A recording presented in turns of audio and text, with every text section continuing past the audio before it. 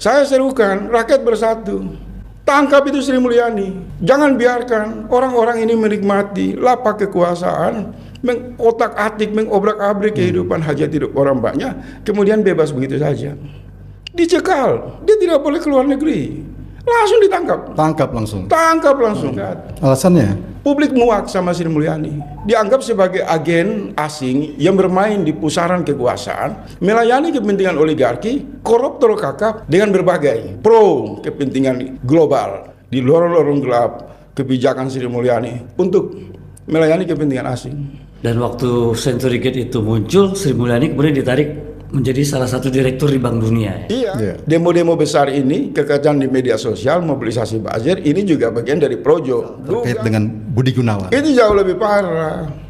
Sehingga saya sering mengkritik Budi Gunawan ini hobinya bertapa, meditasi politik yang kemudian diduga jangan-jangan memang bersikap pasif dalam rangka untuk membiarkan kemarahan publik kepada Prabowo untuk melucuti citra pemerintahan. Karena ini geng Solo. Rakyat menyambut gembira, sangat senang. Tampaknya Presiden pelan-pelan mulai mendengar aspirasi rakyat, kemudian berani satu langkah maju ke depan melakukan gerakan pengusiran geng Solo dari pusat inti kekuasaan.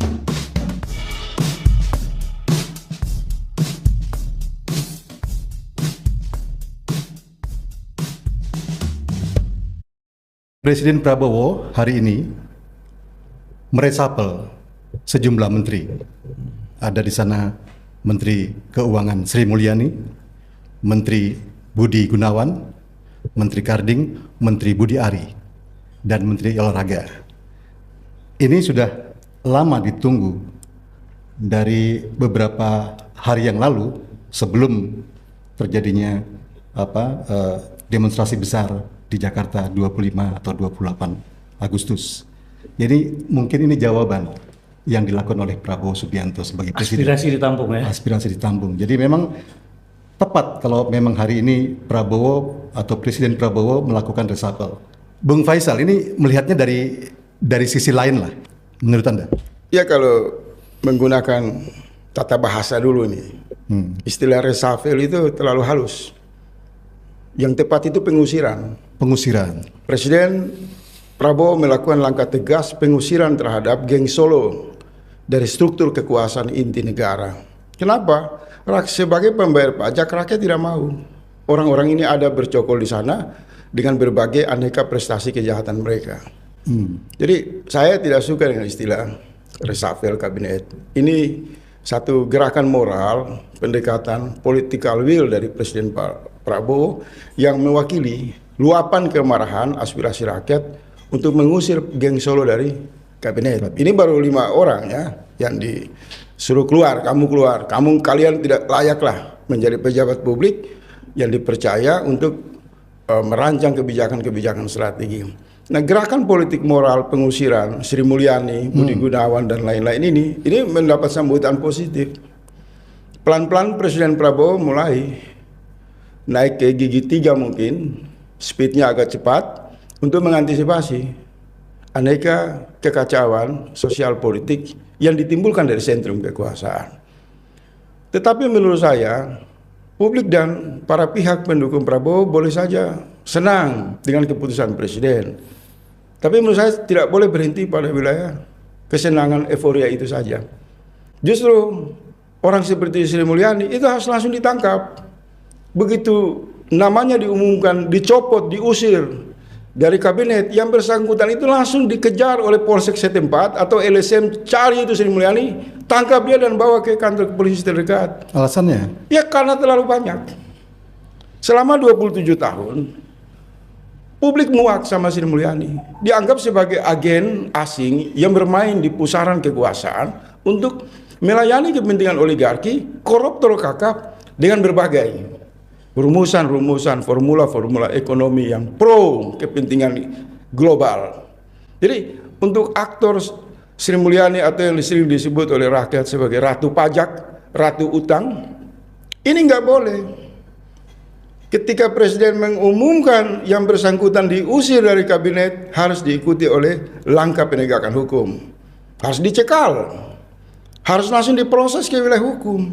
Ada masalah-masalah kebijakan yang begitu banyak yang menyisir dugaan keterlibatan aktor pentingnya itu Sri Mulyani. Misal kasus penyelundupan ratusan ton emas, sampai hari ini berhenti. Pernah sampai sempat ribut kan? Sempat ribut antara Sri Mulyani dengan Mahfud MD. Kasusnya berhenti. Kemudian ada aneka pungutan-pungutan negara yang banyak memberi beban kepada rakyat, tapi menggelar karpet merah kepada kepentingan koruptor kakap dan oligarki. Jadi saya dan barangkali rakyat yang masih waras mengusulkan kepada Presiden langkah tegas, tidak sekedar membersihkan struktur kekuasaan, mengusir geng Solo, tetapi mereka harus diseret ke wilayah hukum untuk mempertanggungjawabkan segala rupa kebijakan-kebijakan mereka yang dusta, menindas rakyat, menciptakan destabilitas. Dan orang-orang ini pengabdiannya kepada kepentingan global. Mereka tidak punya cinta ke Indonesiaan. Sumber daya alam begitu kaya, berlimpah. Tapi selama bendahara negara, ratu utang, ratu investasi, preman pajak Sri Mulyani berkuasa, tidak ada keberpihakan kebijakan itu untuk kepentingan rakyat Indonesia, untuk bangsa Indonesia. Semua agenda-agenda itu menjadi saluran di lorong-lorong gelap kebijakan Sri Mulyani untuk melayani kepentingan asing. Saya serukan rakyat bersatu. Tangkap itu Sri Mulyani. Jangan biarkan orang-orang ini menikmati lapak kekuasaan, mengotak-atik, mengobrak-abrik kehidupan hajat hidup orang banyak, kemudian bebas begitu saja. Dicekal, dia tidak boleh keluar negeri.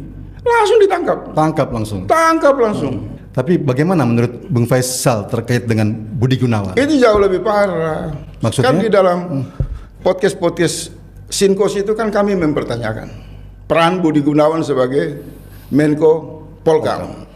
Dan pada puncaknya terjadi gelombang badai kerusuhan pada tanggal 25 sampai dengan tanggal 28 Oktober kemarin. Agustus ya. Bagaimana sebuah kementerian Menko Polhukam itu seolah-olah senyap. Tidak ada kegiatan dalam rangka mengantisipasi. Seolah-olah ada teror, ada intrik, ada klik di lingkar inti kekuasaan yang dimainkan oleh Budi Gunawan.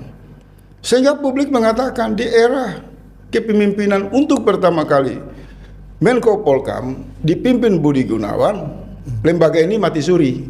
Padahal yang bersangkutan mantan intelijen senior, berkuasa sangat panjang selama kalau tidak salah hampir 8 tahun di era kekuasaan Jokowi. Semua data tersedia tentang lalu lintas kejahatan. Tapi sepi ya? Sepi. Sehingga saya sering mengkritik Budi Gunawan ini hobinya bertapa, meditasi politik yang kemudian diduga jangan-jangan memang bersikap pasif dalam rangka untuk membiarkan kemarahan publik kepada Prabowo untuk melucuti citra pemerintahan. Karena ini geng Solo, geng lama. Ada banyak rangkaian yang menyeret nama Budi Gunawan dalam kasus kilometer 50. Dugaan keterlibatan dia ada pada masalah itu. Kriminalisasi ulama, kriminalisasi aktivis.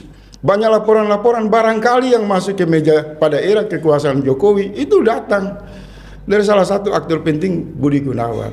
Nah, pencopotan Budi Gunawan dari Menko Polkam ini langkah yang sangat strategi dalam rangka menjaga perjalanan pemerintahan dan aspirasi publik.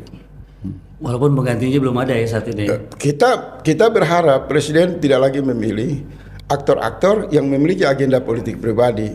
Presiden harus menempatkan sosok Menteri Menko Polkam, orang yang merah putih, orang yang memiliki desain pemikiran terhadap garis peradaban global, sehingga tafsir terhadap penanganan masalah-masalah stabilitas keamanan tidak bersifat premanisme, yang disebut taktis, tapi menyasar lawan-lawan politik dari kekuasaan.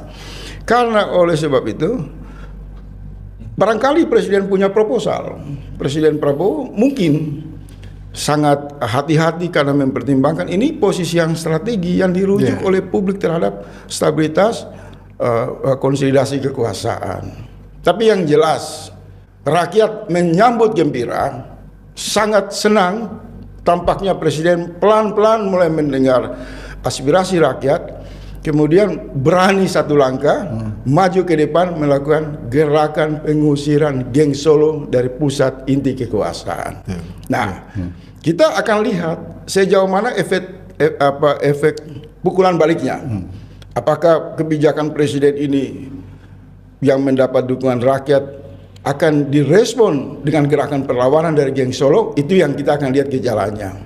Pak Prabowo sudah mengukur itu mungkin ya? Ya barangkali Pak Prabowo mengukur, tapi harus diingat bahwa dedengkot geng Solo yang keluar atau diusir dari pusat kekuasaan ini juga bukan orang yang biasa-biasa. Mereka punya akses internasional, punya pergaulan spesial dengan kelompok oligarki lama berkuasa. Misal Sri Mulyani, ini kan selama 27 tahun sejak Pak Harto mundur, dia menjadi aktor yang sangat penting, yang seolah-olah lebih perkasa dari negara. Dari zaman ke zaman tidak boleh ada Menteri Keuangan kecuali Sri Mulyani yang mendapatkan karpet kemanjaan dari IMF, World Bank, dan keberpihakannya kepada Barat. Dan waktu Century Gate itu muncul, Sri Mulyani kemudian ditarik menjadi salah satu direktur di Bank Dunia ya? Iya, artinya yang tadi saya bilang kenapa ditangkap? Karena nama Sri Mulyani ini berkaitan dengan kejahatan korupsi dalam skala besar. Dia ke bawah hukum, tetapi rakyat pada tanggal 28 melakukan satu kreasi yang sangat emosional, sangat marah. Aktor-aktor ini rumahnya didatangi, termasuk rumah Sri Mulyani. Nah, presiden harus belajar dari cara pendekatan gerakan moral rakyat. Hukuman rakyat itu jauh lebih tegas dari keputusan Presiden Prabowo. Artinya, tidak sekedar memecat Sri Mulyani, langsung diborgol, bawa ke penjara untuk mempertanggungjawabkan kerusakan yang serius dalam ruang bernegara. Ini jangan dianggap enteng, karena ini dedengkot. Ini kalau dunia mafia itu, ini donnya. Pribadi-pribadi pengkhianat seperti ini jangan dibiarkan bebas berkeliaran di luar kekuasaan, yang kemudian yang masih memiliki relasi dengan pusat-pusat strategi bisa saja mereka kemudian menciptakan satu gelombang kemarahan publik karena kecewa diusir dari kabinet, lalu terjadi prahara lagi. Jadi harus antisipasi tuntas.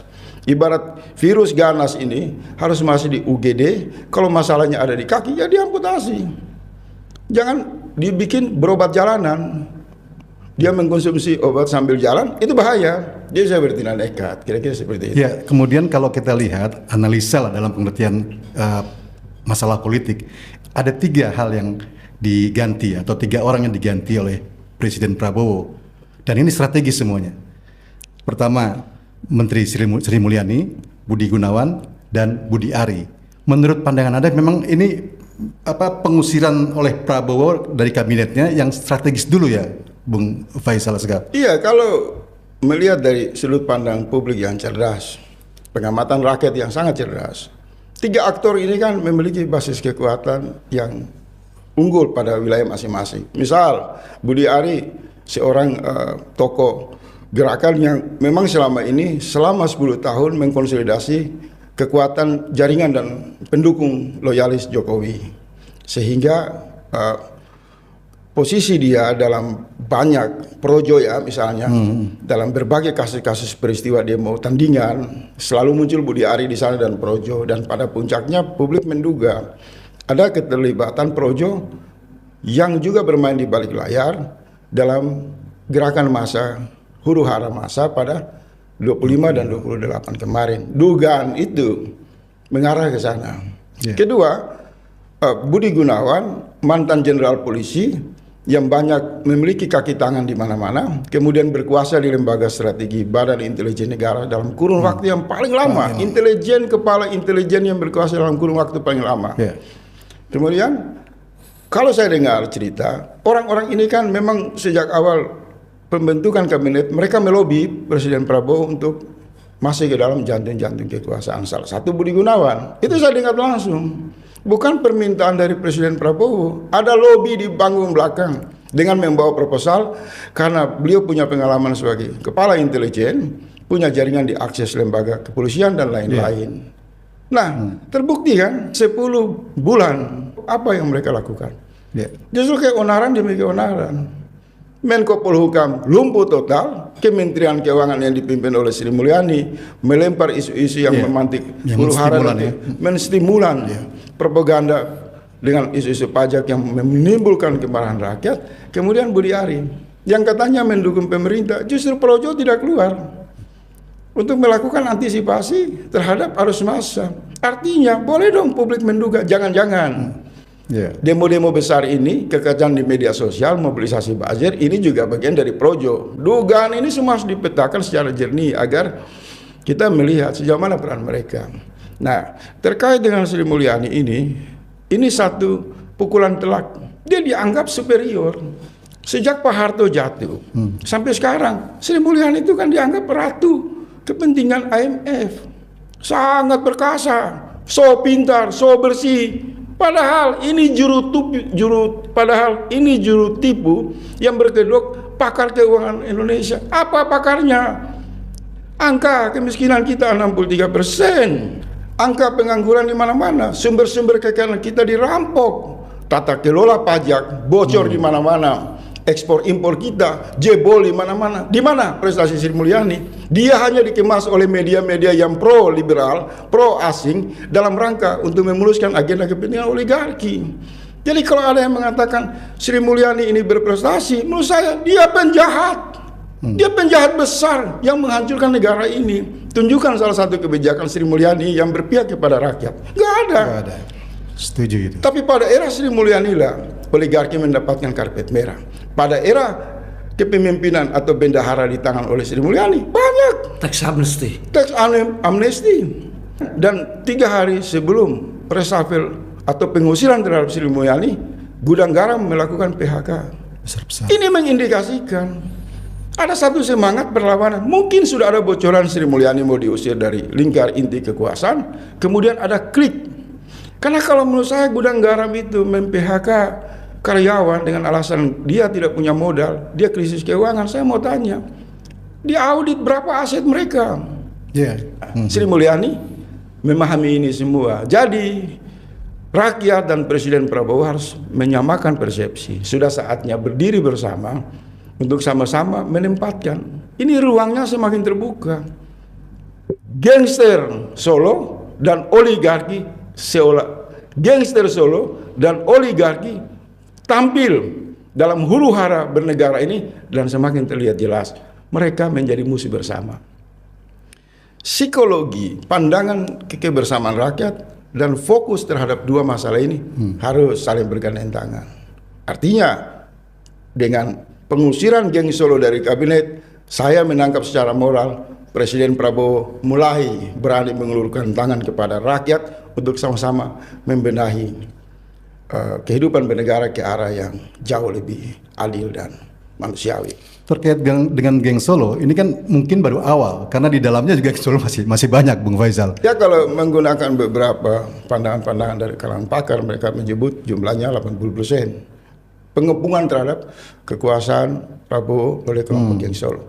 Tapi kalau dedengkot ini sudah dicomot-comot satu persatu, saya kira level kelas menengah dari kelompok geng Solo itu juga punya idealisme. Mereka juga akan menghitung, ngapain kita berada pada loyalitas yang salah, kita berada pada bimbingan alur kejahatan dari platform geng Solo itu sendiri. Jadi saya kira kita beri apresiasi kepada Presiden, tapi kita juga ingin mengatakan keputusan ini sangat strategi dan Presiden harus hati-hati. Jangan sampai terjadi gelombang balik kemudian Presiden digusdurkan. Jadi langkah konsolidasi harus dipercepat. Dan saya membaca elit-elit inti di lingkar kekuasaan Pak Prabowo di ruang senyap yang saya selalu mengatakan, mereka mulai lebih agresif merespon suara rakyat. Dan apa yang diputuskan oleh Prabowo tentu sejalan dengan nurani rakyat. Saya kira itu. Terima kasih.